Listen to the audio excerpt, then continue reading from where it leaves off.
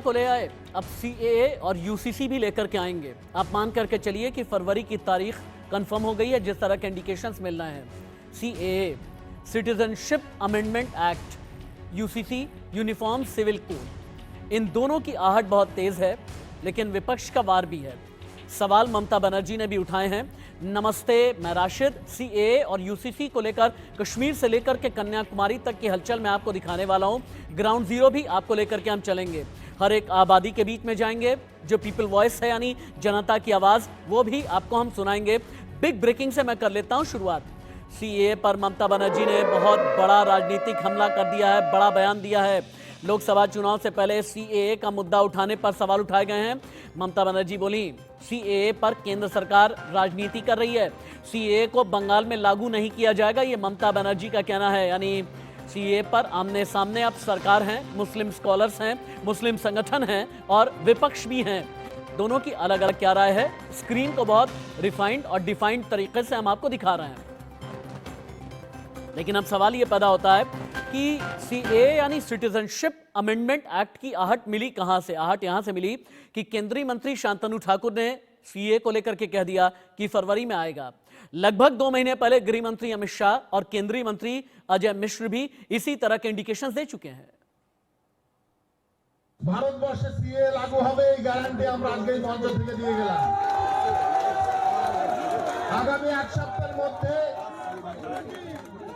ভারতবর্ষ, পশ্চিমবঙ্গ সহ ভারতবর্ষের প্রত্যেকটা স্টেটে সিএ লাগু হবে এবং সেটা আপনারা দেখবেন। আজকে সেই গ্যারান্টি এই মঞ্চ থেকে দিয়ে যাচ্ছি। ममता बनर्जी सीएए का विरोध कर रही है, सीएए कर नहीं रही, मगर मैं आज इस सभा में कहकर जाता हूं, ममता दीदी, सीएए देश का कानून है, इसको कोई रोक नहीं सकता और हम सीएए को लागू कर रहेंगे। जब हमारी सरकार 19 में बन गई तो गृह मंत्री जी ने 9 दिसंबर 2019 को पार्लियामेंट में रखा, उसको 10 तारीख को लोकसभा में पास हो गया और 11 दिसंबर को राज्यसभा से हमने पास करा लिया, 12 दिसंबर को अधिनियमित हो गया और 10 जनवरी 2020 को सीएए अपने देश में लागू हो गया। लागू होने के बाद ये होता है कि उसके नियम कानून कायदे बनाए जाते हैं, उसके बाद वो जो लॉ होता है वो इम्प्लीमेंट होता है।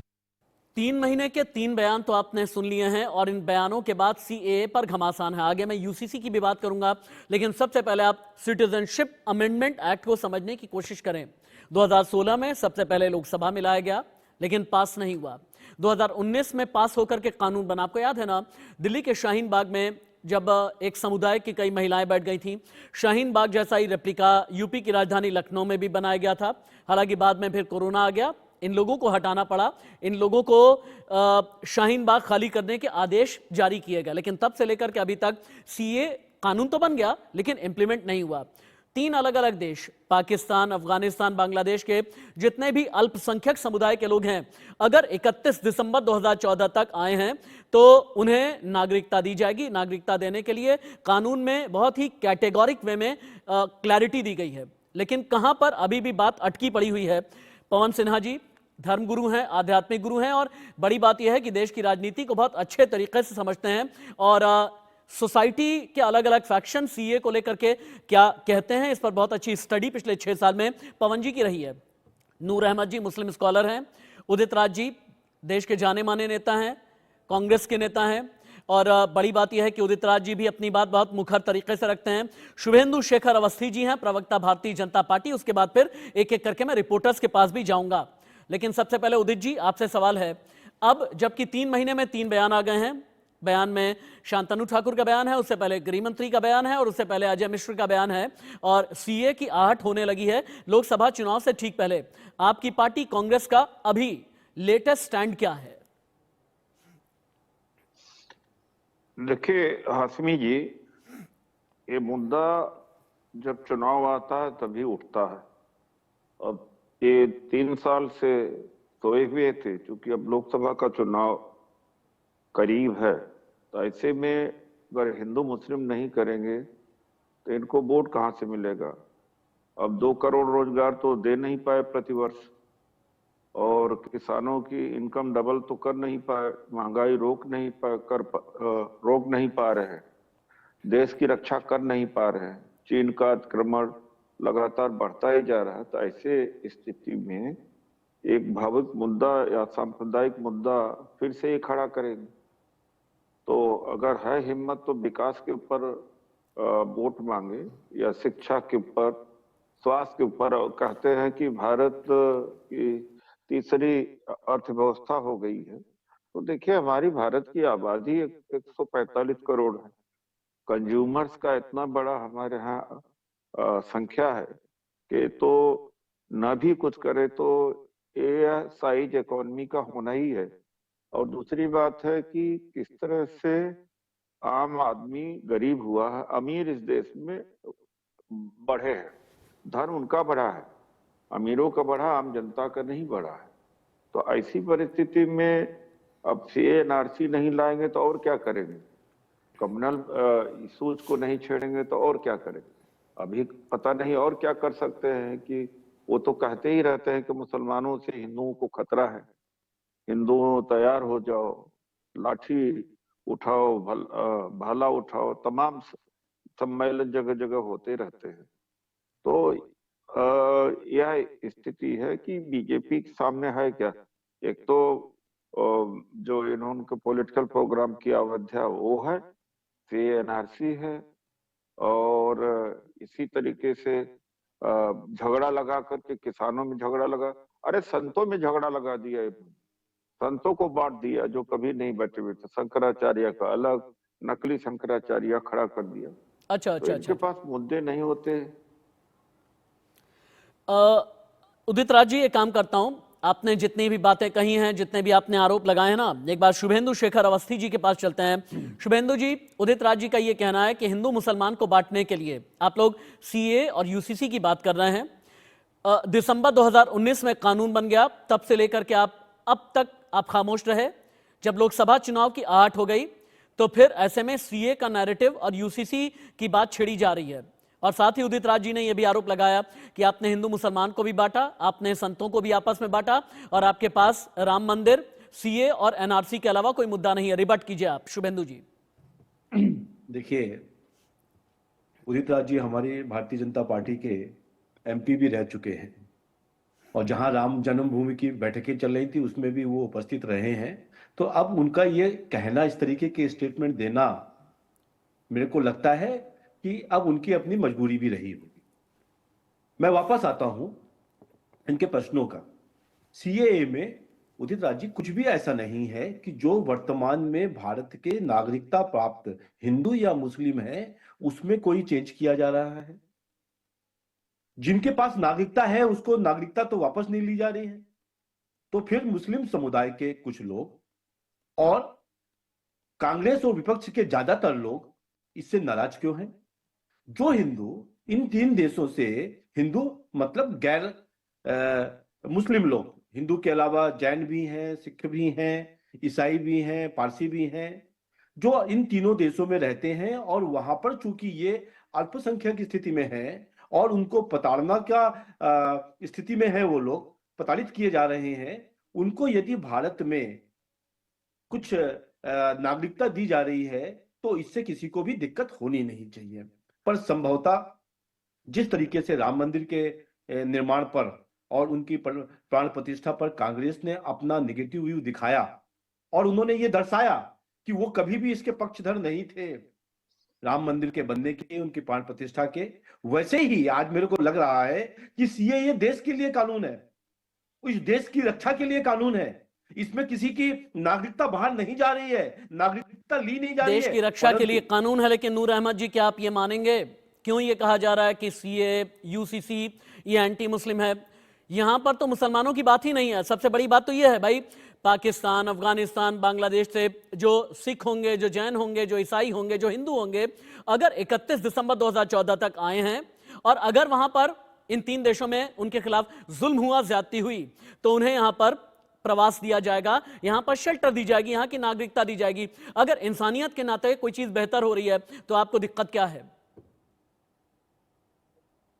दरअसल ये लोग डरे हुए लोग हैं ये लोग वोट की राजनीति करते हैं। ये लोग हिंदू और मुसलमानों में नफरतें पैदा करके अपनी सियासी रोटियां सेकते हैं। किसी को बताने की जरूरत नहीं है, सब जानते हैं। इन्होंने पूरे पूरे देश में हिंदू और मुसलमानों को एक दूसरे का दुश्मन बना रखा है। अभी मुझसे पेशतर भाई बोल रहे थे कि कुछ मुसलमान नाराज हैं और ज्यादातर कांग्रेस और दीगर लोग नाराज हैं। मैं उनसे कहूंगा कि सही जानकारी ले। नाराज कोई नहीं है, नाराज होने की किसी को जरूरत नहीं है। हमें माननीय अमित शाह जी ने कह दिया ना कि ये तो आकर ही रहेगा, तो वो तो कुछ भी कर सकते हैं। इतना शाही है तो इसमें बादशाहत है, कुछ भी कर सकते हैं साहब। आपने सीधे इससे ये दौर जो चल रहा है, ये जो दौर हाजिर है, सीधे भारतीय जनता पार्टी और उसकी झेली तंजीमें इस वक्त मुसलमानों के खिलाफ हिंदू समाज को भड़का रही है, उकसा रही है। मैं समझ नहीं पा रहा हूं पवन सिन्हा जी, एक बार श्री गुरु पवन जी को भी सुने आप। पवन सिन्हा जी, यहाँ बैठे हुए नूर अहमद ये कह रहे हैं कि मुसलमान को हिंदू के खिलाफ भड़काया जा रहा है, हिंदू को मुसलमान के खिलाफ भड़काया जा रहा है। लेकिन अयोध्या में तो मैंने देखा कि इकबाल अंसारी भी थे। अयोध्या में तो मैंने देखा कि यहाँ के एक बहुत बड़े इमाम भी गए थे। अयोध्या को लेकर एक मिनट नूर अहमद जी रुक जाए ना आप। अयोध्या को लेकर के तो अल्लामा इकबाल भी लिखते हैं, है राम के वजूद पे हिंदुस्तान को नाज, अहले नजर कहते हैं उन्हें इमाम हिंद। तो कहां से भड़क गया मुसलमान? श्री गुरु पवन जी एक बार समझाएं। देखिए, यहाँ पर अगर मैं थोड़ा सा इसको डिटेल से देखूं मुस्लिम समाज को, तो इसमें दो धड़े बनते हैं। एक तो वो जो आम मुसलमान लोग हैं और एक वो जो इनके रहनुमा हैं, लीडर्स हैं। तो जो प्रॉब्लम है वो उन लीडर्स को है, आम लोगों को कहीं कोई दिक्कत नहीं है और वो उसी तरीके से संघर्ष कर रहे हैं जिसी तरीके से हिंदू संघर्ष कर रहे हैं अपनी जिंदगी में बेहतर होने का। वो लोग अपनी जिंदगी को बेहतर करने की कोशिश कर रहे हैं। वो लोग नहीं लड़ते हैं, उन्हें राम मंदिर से कोई एतराज नहीं है। वो वहां पर थे, वो वहां पर खुश हैं, उनको दुकानें अलॉट हुई हैं, उनकी तरक्की होगी। और जहां तक सीएए का सवाल है, सीएए में केवल एक कम्युनल एंगल ढूंढना ये ठीक नहीं है, क्योंकि उसमें सीएए में जो दिसंबर 2019 का जो डिसीजन है, जो संसद में पास हुआ है, उसमें ईसाई समुदाय भी तो है। तो जो हाँ, मैं भी श्री गुरु पवन जी, मैं भी नहीं समझ पा रहा हूं कि जब जैन की भलाई, ईसाई की भलाई, हिंदू की भलाई, बौद्ध की भलाई की बात हो रही है, तो यहाँ मुसलमान कहां से आ गया? और ये भी नहीं समझ में आ रहा है मुझे यूसीसी के नाम पर, हालांकि अभी तक सिर्फ राजनीति हो रही है, इसके सिवा कुछ भी नहीं। अच्छा ठीक है नूर अहमद जी, मुझे एक मुसलमान बताइए, जो सीए के नाम पर, यूसीसी के नाम पर, एनआरसी के नाम पर या राम मंदिर के नाम पर जिसे ये कह दिया गया हो कि भारत छोड़ करके चले जाएं, एक मुसलमान का नाम बताइए। डिबेट यहीं बंद करूंगा। एक मुसलमान। जी बिल्कुल, आपने एकदम वाजिब प्रश्न किया। जब इसी तरीके का सीधा प्रश्न किया जाता है तो हमारे मुस्लिम स्कॉलर्स जो हैं या जो रहनुमा हैं, उनके पास कोई ठोस उत्तर नहीं होता। वो सिर्फ एक ही चीज कहते, लड़ा दिया गया। लेकिन आम जनता नहीं लड़ रही है, कुछ खास लोग जो है, और वो तो आज ही नहीं, आज से 10 साल, 20 साल, 25 साल, 100 साल पहले भी इतने लोग लड़ जाते थे। आज भी वो जगह हो जाते हैं। मैं ग्राउंड जीरो पर भी चलता हूँ। रवि कुमार लखनऊ से लाइव, आकाश यादव वाराणसी से लाइव और जावेद हुसैन दिल्ली से लाइव रिपोर्टिंग कर रहे हैं। जावेद, क्योंकि आप शाहीन बाग के पास में हैं, दक्षिणी दिल्ली का वो इलाका जो 2019 के दिसंबर में और 2020 के जनवरी में पूरी तरह से हाईजैक किया गया। दक्षिणी दिल्ली के ट्रैफिक को बैन किया गया, लोग बहुत परेशान रहे, यहां तक कि एम्बुलेंस भी पास नहीं हो पाती थी। और वो एक महीना जो दिल्ली ने देखा है ना, कभी भी भूल नहीं सकता। शाहीन बाग के लोग सीए को लेकर के क्या कहते हैं? सीए की आहट है। शाहीन बाग के लोग ही नहीं बल्कि बाकी दिल्ली के जो लोग हैं उनसे आपकी बात हुई होगी, एक बार बताएं जावेद हुसैन।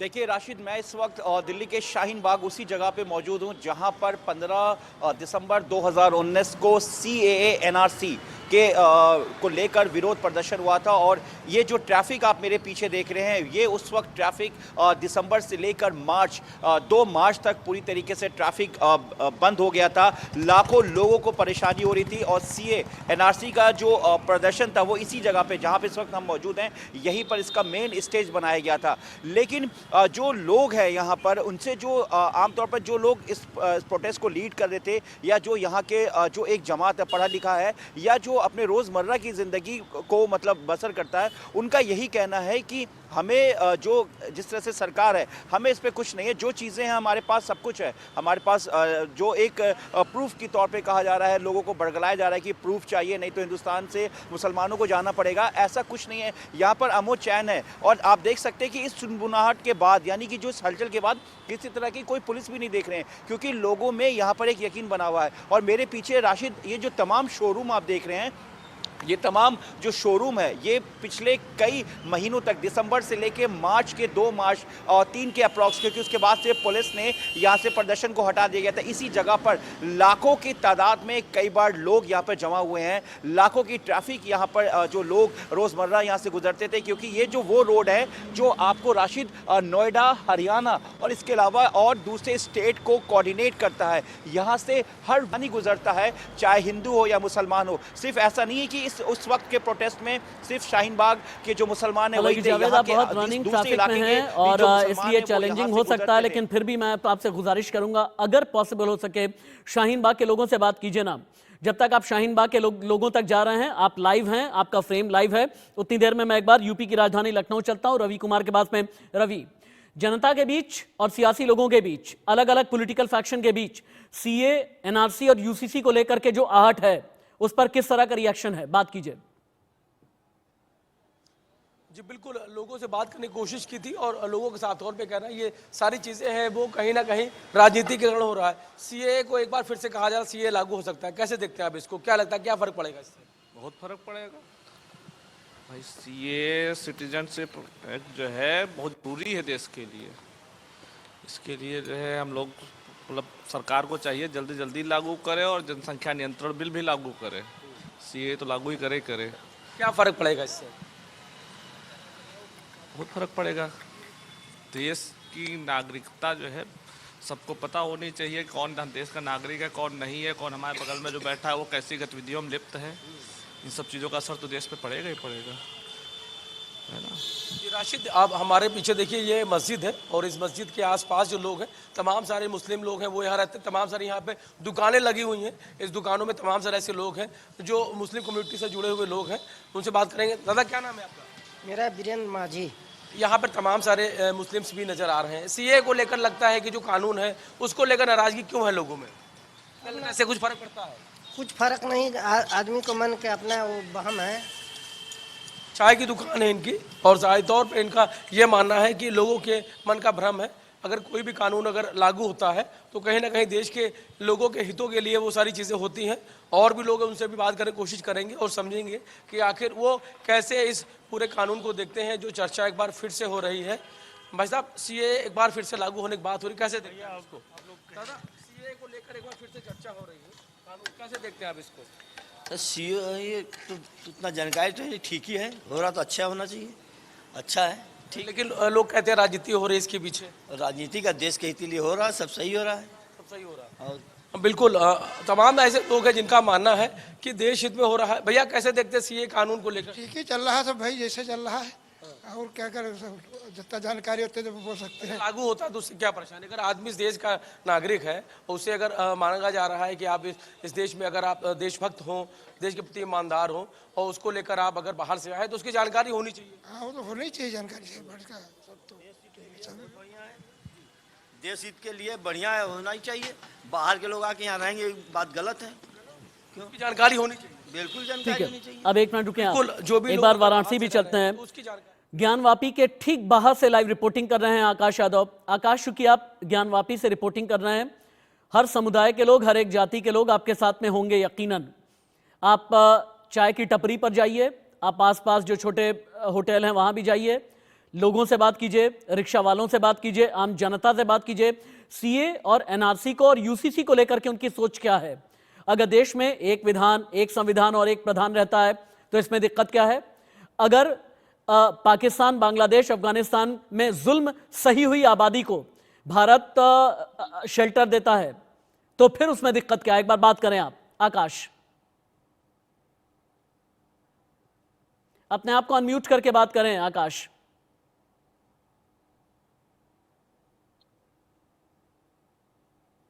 राशिद जी, आवाज आ रही है? आवाज आ रही है, बोलिए। बिल्कुल, आपने बिल्कुल ठीक कहा कि यहाँ पे हर धर्म के लोग यहाँ मौजूद होते हैं और गंगा जमुनी तहजीब की मिसाल भी यहीं दी जाती है। देखिए, पहले एक तस्वीर आपको दिखाता हूँ। देखिए, काशी विश्वनाथ का गेट नंबर 4 है और यहीं से ही जो नमाज करने वाले लोग हैं ज्ञानवापी द्वार पे जाते हैं। तो दो रास्ता दोनों एक ही है। और मैं जहां मौजूद हूं, पहले यहाँ के स्थानीय जो दुकानदार है, पहले उनसे बात करना चाहूंगा, क्योंकि दुकानदार इस बात को भी जानते होंगे। सीए एनआरसी फिर से लागू होने जा रहा है, क्या कहेंगे? अब कहाँ से है सर? दर्शन हो गया क्या? जी हाँ, दर्शन हो गए वापस के। सीए और यूसीसी कानून फिर से लागू होने जा रहा है। इसके ऊपर मुझे इसके बारे में कोई जानकारी नहीं। अच्छा, जानकारी नहीं। तो देखिए, मैं बाहर भी चलूंगा राशि जी। देखिए, हालांकि लोग एमपी से आए हैं दर्शन पूजन करके, कभी ज्यादा लोगों को जानकारी नहीं है, क्योंकि देखिए मुहूर्त तो पहले ही लग चुका था। टेक्निकल स्नैग आ रहा है, नेटवर्क में कुछ इश्यूज आ रहे हैं। आकाश यादव, आपको फिर से मैं रिपैच करता हूं। इस बीच जावेद हुसैन फिर से इंतजार कर रहे हैं। जावेद हुसैन, मुझे उम्मीद है कि शाहीन बाग के लोगों से अब आप बात कर सकेंगे। देखिए राशिद, सुबह का वक्त है, इसलिए अभी तमाम जो यहाँ पे जो यहाँ पे शोरूम्स है, यहाँ पे जो दुकानें अभी वो यहाँ पर नहीं खुली है, क्योंकि ये तमाम यहाँ पर मुस्लिम समुदाय के जो लोग हैं वो इस शोरूम है, यहाँ पे जो दुकानें हैं वो अभी यहाँ पे सारी बंद है। कुछ ही देर में यहाँ पर जो लोगों से बात हुई, वो उनका कहना है कि कुछ ही देर में वो यहाँ पर पहुंचेंगे। लेकिन एक मिनट के लिए आपको रोकना चाहूंगा, सिर्फ एक मिनट के लिए, क्योंकि कांग्रेस के नेता प्रमोद तिवारी और भारतीय जनता पार्टी के नेता सुकांता मजूमदार यूसीसी और सीए को लेकर आमने सामने हैं। मोदी सरकार में मंत्री हैं तो सामान्यतः किसी का बयान मंत्रिमंडल का सामूहिक बयान माना जाता है जब तक उसका खंडन ना हो जाए।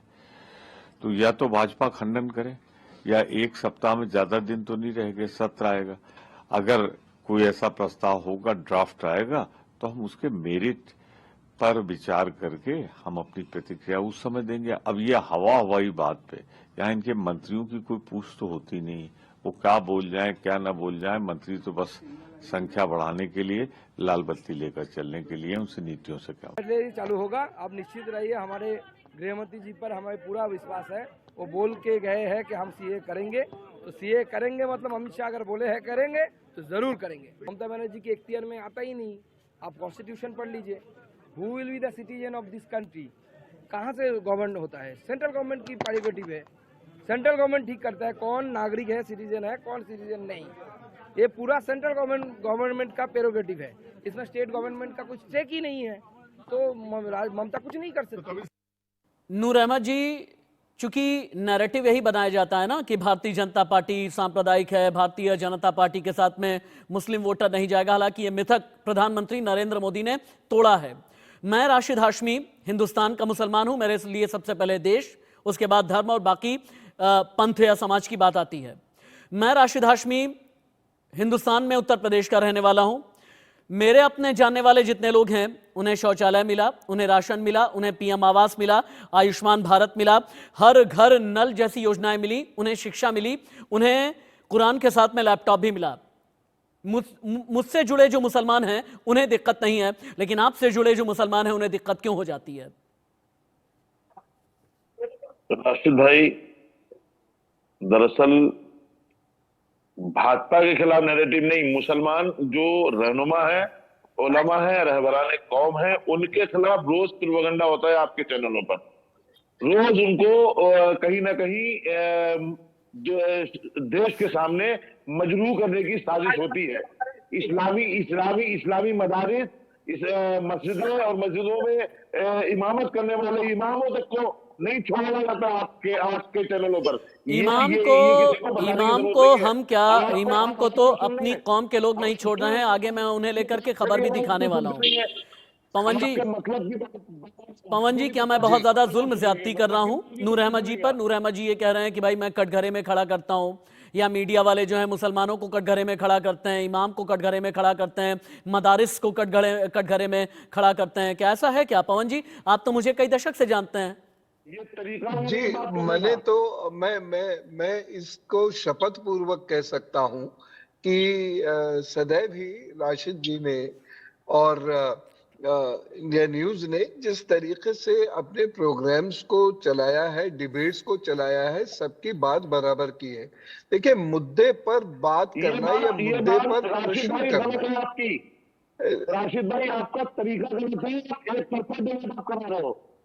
एक बात सुन लें आप, पवन जी को एक बात सुन लें। श्री गुरु पवन जी एक बार बोल रहे हैं, उन्हें सुन लें। वो धर्म, अध्यात्म, इस्लाम के भी जानकार हैं। श्री गुरु पवन जी को सुनिए। ये कहना ही पड़ेगा। और अगर किसी कम्युनिटी के कुछ लोगों को ऑब्जेक्शन है तो जो भी जर्नलिस्ट होंगे वो इस बात को कहेंगे ही कहेंगे। तो ये तो इल्जाम लगाना बिल्कुल गलत है। तनु ठाकुर के बाद सीएए पर गिरिराज सिंह जो एक और केंद्रीय मंत्री हैं, उन्होंने भी लगभग ग्रीन सिग्नल दे दिया है। गिरिराज सिंह ने कहा सीएए और एनआरसी दोनों ही अब देश की जरूरत बन गए हैं। सीएए और एनआरसी पर विरोध किसी भी कीमत पर अब नहीं चलेगा। मंत्री शांतनु ठाकुर ने जो भी कहा वो सही बोला है।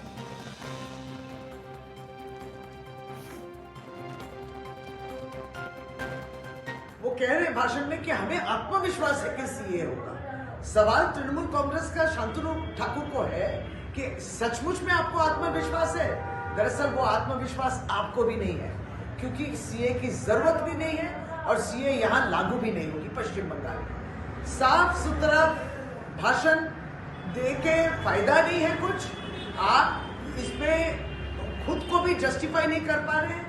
हम लोग सिर्फ तृणमूल कांग्रेस की तरफ से बोले कि हमारी नेत्री राज्य के मुख्यमंत्री ने कहा है कि यहाँ सीए लागू नहीं होगी, इस वजह से क्योंकि जो नागरिक है उसको दोबारा कोई नागरिकता नहीं देता है। वो देश के भी नागरिक है, बंगाल के भी नागरिक है। देखिए, शांतनु ठाकुर जी ने जो बोला है कोई गलत नहीं बोला है। ये देश की मांग है नागरिकता कानून। भले रोहिंग्या टाइप के लोगों को बुरा लगेगा, जिसको लोग अपने कलेजा में सटा के रखे हैं उन लोगों को बुरा लगेगा, या जो घुसपैठिया होगा उसको बुरा लगेगा, या उसको जो कलेजा में सटा के रखे हैं। देश के अंदर ये अमित शाह देश के गृह मंत्री हैं, नरेंद्र मोदी देश के प्रधानमंत्री हैं। आज नागरिकता कानून देश के लिए बहुत जरूरी है। अगर ये नागरिकता कानून नहीं बनेगा तो पूरे दुनिया से हिंदू को मार काट, गैर मुस्लिम बांग्लादेश से देखिए आए थे सिख भाई, अगर कानून नहीं बने तो क्या होगा? इसीलिए ये कानून बंगाल में टीएमसी के कलेजा पर चढ़ करके लागू किया जाएगा। ये तो सीए और एनआरसी की बात हो गई। अब यूनिफॉर्म सिविल कोड की बात, यानी देश के लिए एक विधान एक संविधान की बात। इस पर पुष्कर धामी जो सीएम है उत्तराखंड के, उन्होंने बड़ा इशारा दिया। तो कांग्रेस के नेता हरीश रावत को ये क्यों नागवार गुजरा? दोनों आमने सामने हैं। यूसीसी हमारा इस विधानसभा का जो चुनाव 2022 में उत्तराखंड का था, उसमें हमारा संकल्प था ड्राफ्ट बनाने के लिए कमेटी का गठन किया। जस्टिस रंजना प्रकाश देसाई जी की अध्यक्षता में कमेटी बनी। कमेटी ने अपना काम पूरा कर लिया है और उन्होंने हमको बताया है कि 2 तारीख को वो हमको ड्राफ्ट दे देंगे और उनका ड्राफ्ट देने के बाद उसका आकलन करेंगे। कॉमन सिविल कोड पर विधानसभा का सत्र बुलाकर उसे पारित करवाना, ये राज्य सरकार की एक फिजूल खर्ची का और बड़ा उदाहरण है। कॉमन सिविल कोड का मतलब है जो सारे देश के अंदर, उसका अर्थ ही है जो यूनिफॉर्मली लागू हो, सारे देश के अंदर लागू हो। और ये काम केवल केंद्रीय सरकार के कानून के जरिए हो सकता है। अब उत्तराखंड का जो कानून है उत्तराखंड की बाउंड्री से बाहर भी लागू नहीं होगा। ये उत्तराखंड को एक टेस्टिंग ग्राउंड बना करके ताकि प्रचारात्मक फायदा लिया जा सके, जो ये प्रयास हो रहा है, लोग इस खेल को समझते हैं। पिछले 1.5 साल में लोगों से व्यापक परामर्श किया है और व्यापक परामर्श करके उस कमेटी को बनाया है, लोगों के सुझाव लिए हैं और सुझावों को विचार विमर्श करके जो निचोड़ किया है, वो कमेटी का जो ड्राफ्ट है वो उनको मिल गया है। कैबिनेट पास करने के बाद विधानसभा में जाएगा, कानून पास होगा और इस राज्य में वो लागू हो जाएगा। मैं अपनी गवर्नमेंट को, पुष्कर सिंह धामी मुख्यमंत्री को बहुत बधाई देना चाहता हूं कि उन्होंने इस राज्य के लिए, इस राज्य को पूरे देश के लिए एक ऐसे आदर्श राज्य के रूप में इस काम के लिए आगे स्थापित किया है, ताकि इसको देश के अन्य राज्य भी लागू कर सकें। तो ये छोटा नहीं, ये देवभूमि से ये बड़ा काम हुआ है।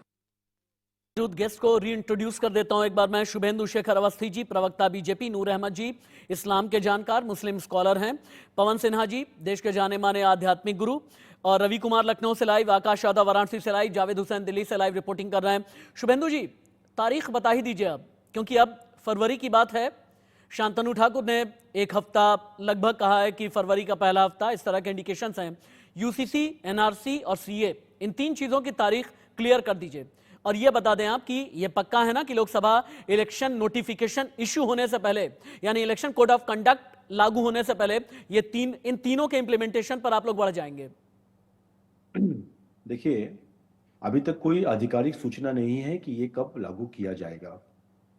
शांतनु जी ने अपना स्टेटमेंट दिया है, किस आधिकारिक सूचना पे दिया है वो बता सकते हैं, पर जब तक आधिकारिक सूचना नहीं मिलती है, भारतीय जनता पार्टी के प्रवक्ता होने के कारण किस दिन लागू किया जाएगा, कब लागू किया जाएगा, कैसे लागू किया जाएगा, ये बोलना ठीक नहीं होगा। परंतु हमने इन सभी विषयों के ऊपर अपना मत रखा है और हमने ये, हमारी भारतीय जनता पार्टी और हमारे साथ जुड़ी हुई और पॉलिटिकल पार्टियां, सबका ऐसा मानना है कि ये देश की आवश्यकता है, इसलिए इसको जल्द किया जाएगा, इसमें कोई चिंता की बात नहीं है। ठीक है शुभेंदु जी। नूर अहमद जी, बिल्कुल सीधा मेरा सवाल होगा और सीधे ही जवाब दीजिएगा। एक देश में एक विधान, एक निशान, एक संविधान और एक प्रधान, आपको मंजूर है? देखिए, जिस तरह से ये जबरदस्ती की जा रही है यूनिफॉर्म सिविल कोड के नाम से देश में, इसकी किसी तरह से, किसी भी लिहाज से कोई भी जरूरत नहीं है। लेकिन भारतीय जनता पार्टी का तरीकेकार सब जानते हैं क्या है। भारतीय जनता पार्टी हर हाल में जो पार्टी आस्था की मार्केटिंग करे, जो पार्टी मतलब आप यूसीसी पर रहें, आप अयोध्या ना जाएं। यूसीसी पर रहें आप। कुछ भी कर सकती है साहब, क्यों नहीं आने दिया? शुभेंदु जी, आप, मुझे लगता है कि आपको नूर अहमद जी को एक बार जवाब देना चाहिए। नूर अहमद जी ये कह रहे हैं कि जबरदस्ती आप यूसीसी थोप रहे हैं। शुभेंदु जी बोलें।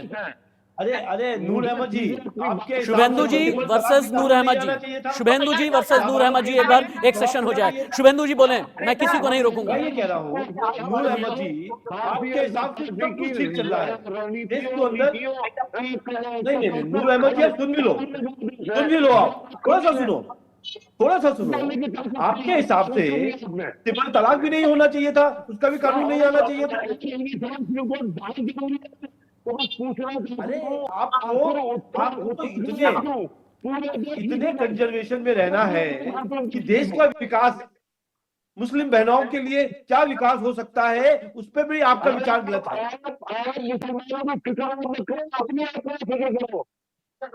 अरे नहीं भाई, सुनो नूर अहमद जी, ये कानून जो सीए कानून है या जो भी यूसीसी कानून है, ये एक देश के लिए कानून है और कई राज्यों में। एक मिनट रुक जाइए जावेद हुसैन, चूंकि शाहीन बाग के मुसलमानों की आबादी के बीच में आप हैं, शाहीन बाग की जो मुस्लिम आबादी है उनसे ये पूछिए ना कि क्या उन्हें देश का एक विधान, एक संविधान, एक निशान और एक प्रधान मंजूर है? जावेद हुसैन पूछिए एक बार।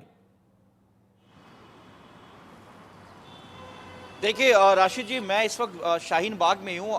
हालांकि मैं बता दूं कि बिल्कुल उसी ग्राउंड पे जहाँ से ये पूरा प्रोटेस्ट शुरू हुआ था, लेकिन अभी यहाँ पर जो दुकानें हैं या जो आम तौर पर लोगों की ज़िंदगी यहाँ पे शुरू होती है, वो अभी पूरी तरीके से अभी शुरुआत हो रही है, क्योंकि अभी बहुत 10:30 है, लोग ठंड में बहुत लेट से दुकानें यहाँ पर खोलते हैं, लेकिन अभी पूरा मार्केट बंद है। कुछ ही देर में हमारी जो कुछ लोगों से यहाँ पर बात होगी जो यहाँ पर हमसे रूबरू होंगे, क्योंकि अभी आमतौर पर सारी दुकानें यहाँ पर बंद है शाहीन बाग में, और जो अभी कुछ ही देर बाद यहाँ से खुलेगी, उसके बाद ही हम यहाँ से लोगों का रिएक्शन ले पाएंगे। और यहाँ पर कुछ ऑटो वाले, हम उनसे जानने की कोशिश कर सकते हैं, उनसे हम बात कर सकते हैं कि उनका क्या कहना है। क्या आप लोग शाहीन बाग से ही हैं रहने वाले?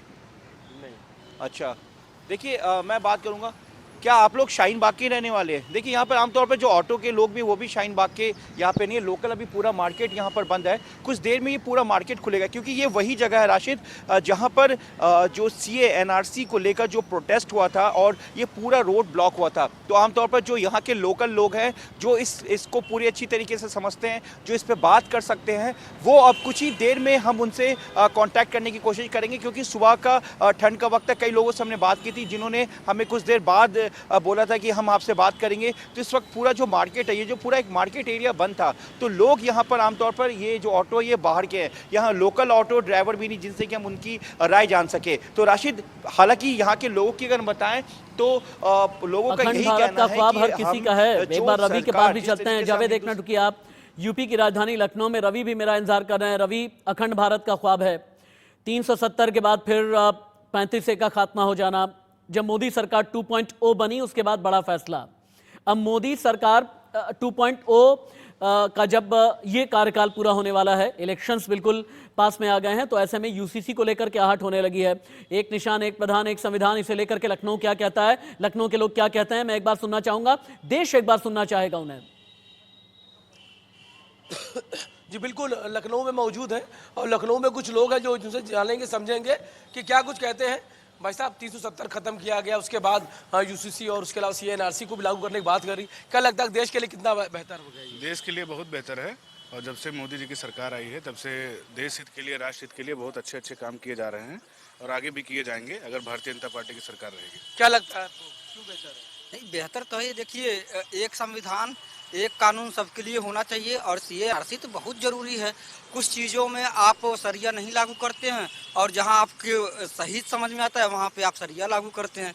भैया देखिए, हिंदू कोड बिल 1954 में ही आ गया था, और उस हिसाब से उसी समय हो जाना चाहिए था, आजादी के बाद ही। आवाज आई है, देश शरिया से चलेगा, संविधान से।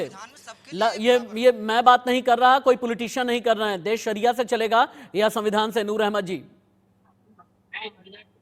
मजहबी काम, मसाजिद और मदारिस के काम शरीयत के एतबार से ही चलेंगे, और देश के मामला जो है वो देश के पहले देश है, पहले मदारिस हैं? देश पहले है या मदारिस पहले हैं? जी, आपके लिए मुल्क पहले है, नेशन पहले है, या मदारिस पहले हैं? हमारी ये दो आंखें हैं। एक आंख हमारा मजहब है, मजहबी काम है। लेकिन मेरे लिए तो मेरा मस्तक है देश, आपके लिए सिर्फ आंखें हैं। मेरे लिए तो मेरा मस्तक है देश। पवन सिन्हा जी, एक बार रिबट कर लें, आप बहुत देर से आए नहीं हैं। श्री गुरु पवन जी को एक बार बोलने दें। एक बार श्री गुरु पवन जी बहुत न्यूट्रल होकर के बोलते हैं, उन्हें बोलने दें। उनके जरिए शायद हम आध्यात्म के साथ साथ शिष्टाचार भी सीखेंगे, और उनके जरिए हमारी जो सांस्कृतिक सोच है, सांस्कृतिक ज्ञान चक्षु भी खुलेंगे। एक बार श्री गुरु पवन जी बोले आप।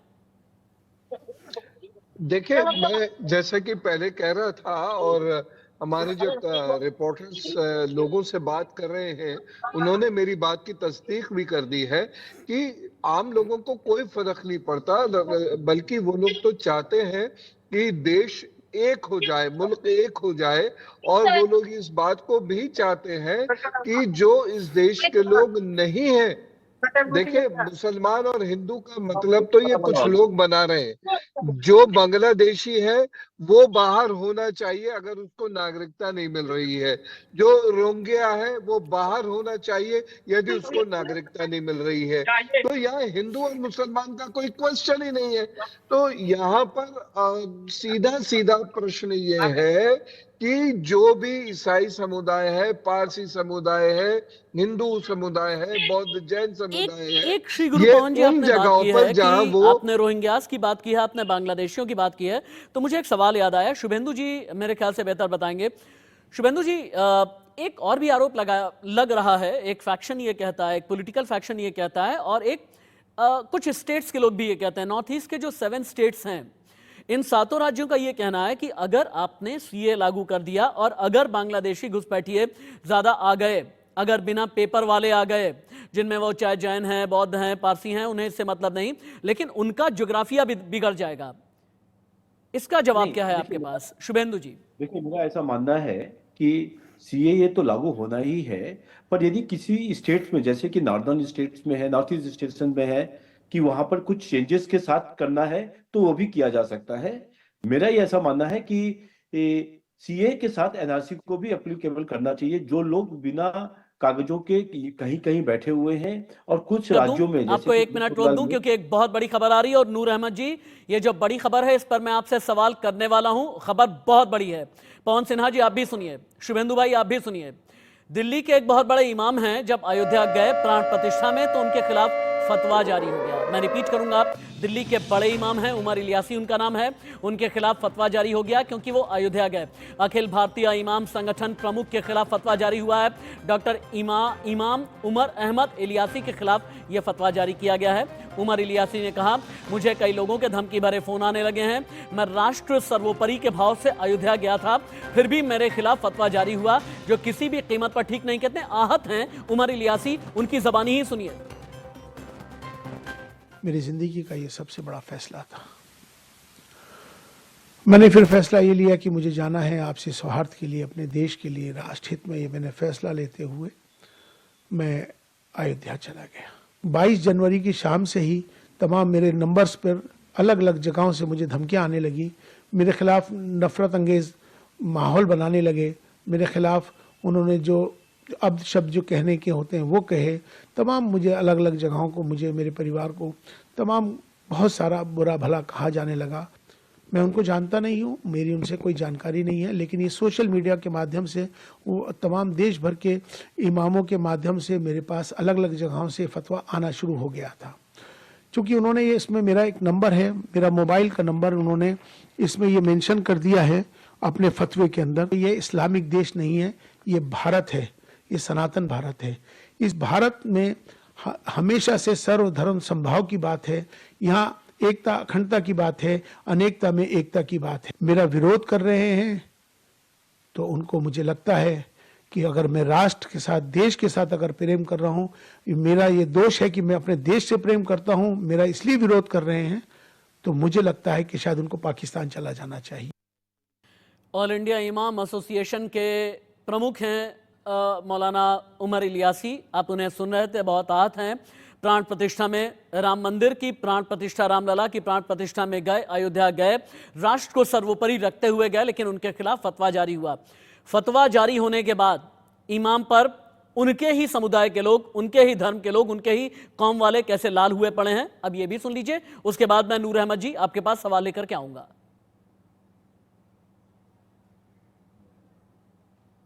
का साथ नहीं दिया, शिर्क से बड़ा और क्या गुनाह है हमारी नजर में, बताएं ना। मौलाना उमर इलियासी साहब, आप किस इंसानियत की बात कर रहे हैं? दीन इस्लाम में तो इंसानियत है, इंसानियत के बगैर तो इस्लाम है ही नहीं है। तो मौलाना उमर इलियासी से आप पूछें, आप सवाल करें कि आपने ऐसा क्यों किया? आप सिर्फ सस्ती शोहरत के लिए, उनकी नजरों में अच्छा बनने के लिए आप इंसानियत का झूठा दावा करके आप जा रहे हैं शिरकिया उमूर में हिस्से का। अगर आप वहां नहीं जाते, वहां तशरीफ नहीं ले जाते और शिरकिया उमूर में आप हिस्सा नहीं लेते, जहां भगवान के अंदर रूह डाली जा रही थी, अगर आप यहाँ हिस्सा नहीं लेते तो क्या आपकी जान चली जाती? क्या आपको लोग मार देते? हम नहीं गए, कौन मार दे रहा है? तो जमहूरी मुल्क है, हम अपने शरीयत पर रहेंगे, वो लोग जो उनका आस्था है वो रहें। पूछे ना आप इनसे, एक वो भी तो मुसलमान थे, जिनको आग पर लेटा दिया जाता, उनकी चर्बी पिघल जाती, लेकिन अपने ईमान का सौदा नहीं। ऐसे और जितने लोग भी हैं, मैं तमाम दारुल इफ्ता वालों से गुजारिश करूंगा कि मौलाना उमर इलियासी जैसे लोग जो अपनी खुशी और मर्जी के साथ शिरकिया उमूर में हिस्सा लेते हैं और वला ताआवनु अलल इस्म वल उद्वान के खिलाफ जो ये काम कर रहे हैं, इनके खिलाफ फतवा सादिर।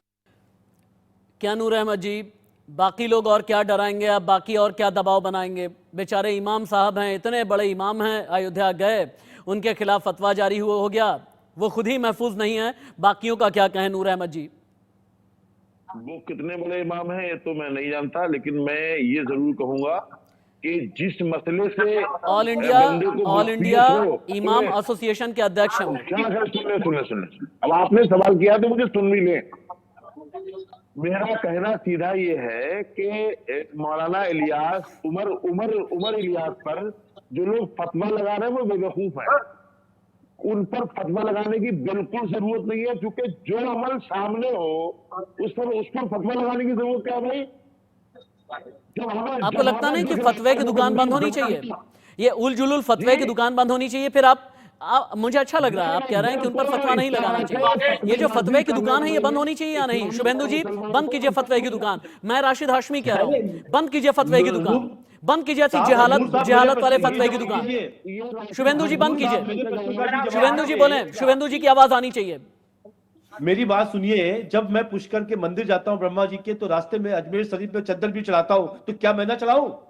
हमारा धर्म छोटा हो जाता है क्या? यही चीज जिस दिन आपको समझ में आ जाएगी नूर साहब कि देश सबसे पहला है, धर्म तो हमारे आपके मिलके चलते हैं, ये चीज समझाने की आवश्यकता है, समझने की आवश्यकता है। और आप बताइए, यदि मैं पुष्कर जाते समय अजमेर शरीफ होके जाता हूं तो क्या आप मंदिर नहीं जा सकते? इतनी सुंदर फोटो है, देखिए मेरे प्रोडक्शन कंट्रोल रूम ने स्पेशली ये फोटो निकाली है।